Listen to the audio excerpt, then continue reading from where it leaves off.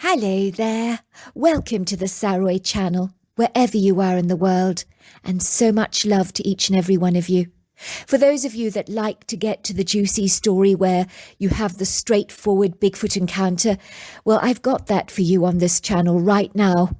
But the full stories are really worth listening to, and I've got them listed at the bottom, because really, just the Bigfoot encounter without the whole experience from the beginning to the middle and the end is really worth listening to. But if you just want to get to the juicy encounter that people have sent in to me, by all means, here are a few examples of them right now on my channel. So get straight into the business, shall we? And let's get started. I decided I would turn in early, and that's exactly what I did. It must have been about 12:10 at night when I sensed something was rattling my RV, as it wobbled under a vibration. My first impression was that there had been a mild earthquake, but then I realised that something or someone appeared to be shaking my vehicle and wobbling it intentionally, and whoever was doing this had to be very strong. Imagine my surprise when I pulled back the curtains to see this huge face staring back at me. It was too dark to get an impression of the face, but the eyes had a very distinctive red eye shine, and the face seemed dark and hairy.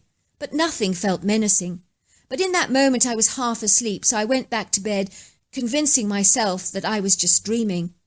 Even when I awoke the following morning, I meditated on my strange, very vivid dream that had felt so very real. I'm not a stranger to very lucid dreaming, and so I was emphatically believing that the rocking of my RV and the odd face at the window was just one of those things, a crazy lucid dream. That morning I decided that I would take a hike into the beautiful wooded area, and so I put on some hiking boots and prepared a slight picnic lunch, and armed with some bear spray and an air horn, I ventured into the woods. There are no words in the English language capable of describing the resplendence, magnificence of these woods. The tall, majestic trees with their powerful, strong, barky girths, sometimes layered in carpets of pretty green moss, literally towered in the blue-grey firmament like statuesque emerald giants, and the scant spaces between the trees allowed enough shafts of sunlight to dance through the canopy and envelop the pretty fern-covered forest floor in a soft yellow light. The mellow, gentle ambience was made perfect by the cacophony of pretty bird songs, from pretty warbles to peeps, tweets and chirping. It was a delightful, audible, sensory and visual experience.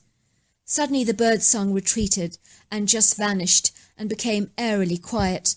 Then I heard a growling sound, and I could hear something tearing through the bush. It sounded like two hefty creatures, and I was right. They came bolting past me, so intent on lashing out at each other that they barely noticed me standing there. In fact, they didn't notice me at all. Let me tell you that is very bizarre, because I have encountered bears in the past before, and they have a phenomenal sense of smell. These creatures had bounded past me, were actually two very large brown grizzly bears, and should have immediately reacted to my presence, but they didn't, not to mention my human-like smell. But I believe their sense of smell had been hijacked by the desire to acquire dominance over the other in order to win the female suitor and establish mating rights.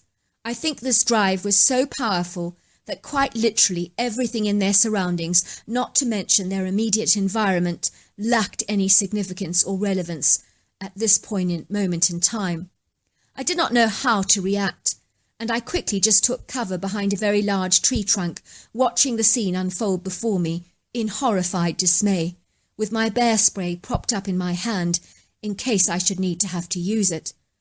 I did not want to draw attention to myself by walking away, so I just stood very still, believing this to be the best course of action at this immediate moment. These grizzlies were quite literally tearing each other apart. I know of no other way to describe it, and I knew that one of them would end up very seriously injured or even fatally wounded after the attack. One of the bears had an open, bloody gash on the side of his leg, and a really nasty, jagged laceration, possibly caused by a bite, and I could see it was bleeding very, very badly. With all my heart, I wished that I could intervene and stop that terrible fight, and encourage them to go their separate ways and not to harm each other so willfully like this. In that moment I realised how brutal and cruel nature can be, and it truly is about the survival of the fittest, so that the strongest gene pool flourishes. It is not vindictive, nor is it nasty. It is what it is. That is just nature for you. The survival of the fittest, I think that's what it's called. Suddenly I heard the most hideous scream that I've ever heard, and it truly sounded like a woman being murdered, causing my whole body to shake violently and to tremble in terror. It was quite possibly the most petrifying sound that I have ever heard in my entire life. What amazed me more was that the two grizzlies remained oblivious to that startling sound. They were so intent on killing each other and so focused on their fight that they seemed to block everything out, seemingly oblivious of anything happening around them.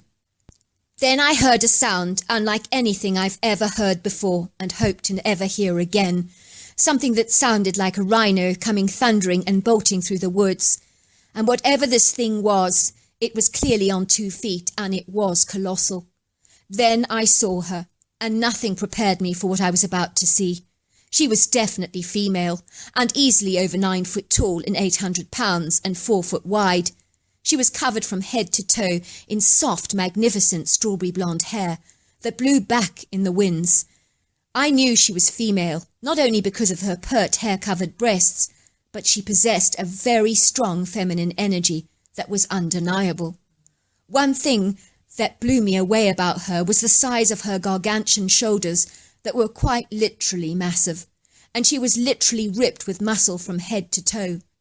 She was formidable, majestic, powerful, lofty, and utterly magnificent. And I have no idea what kind of animal she actually was, but she looked like she was an amalgamation of an ape and a wild woman. She did possess the long arms so typical of the ape-like species, but despite their length they were more human-like and muscular. Her hands and feet were also human-like and monstrously big in their proportions. Her head was cone-shaped and her face was long and angular and human-like, with big hazel-brown intelligent eyes, a large flat nose and a slender mouth. I should have been terrified by this creature, but I was so shocked by what I was actually seeing. I did not know how to react to her. She commanded such respect that I was in awe of her. The hairy humanoid was not at all happy with these grizzly bears, fighting in the way that they actually were, and she seemed undaunted and unfazed about dealing with 2 massive, bad-tempered grizzlies. She literally pulled them apart with effortless ease, using her monstrous big arms to separate the 2 of them, and she released the most terrifying, frightening growl that was so intimidating that it caused my body to literally tremble and shake. When the grizzlies saw the humanoid, they almost cowered in horror. I've never seen grizzlies bolt off in the way that they both did, but they were clearly frightened of the ape. Maybe they had experienced was with her before, I do not know, but I do know this: I have never seen grizzlies so frightened before. They usually aren't frightened of anything, but they were petrified of her. She managed to get them off to run in different directions, which was deliberate on her part, and I sensed she wanted to separate them and end the barbaric fight. I really believe that she hated fighting, and that's why she wanted to put a stop to it. I watched her squatting on the floor of the forest, basking in the soft shafts of sunlight, and she seemed to be enjoying her little moment of peace. She clearly loved the serenity of the forest and hated any conflict and discord. I could hear her whistling happily to herself, and then she raised herself off the ground with extreme agility, and I watched her glide out of the forest with a seamless grace and fluidity unlike anything that I've ever seen before. She really was quite magnificent in her pose, grace, strength and splendour. I remember walking back to the RV, and it suddenly occurred to me the dream that I'd had the previous night. I wondered whether the strawberry blonde-haired ape was the creature that had been rocking my RV and peering at me through the window. Maybe it wasn't a lucid dream after all. Maybe it had actually been real. So I decided to investigate things when I got back to my RV, and believe it or not, I found a large humanoid footprint outside the RV window in the soft, moist sand, and that was where I'd seen the face peering at me. It measured 22 inches in size and I'm almost certain that the footprint belonged to her.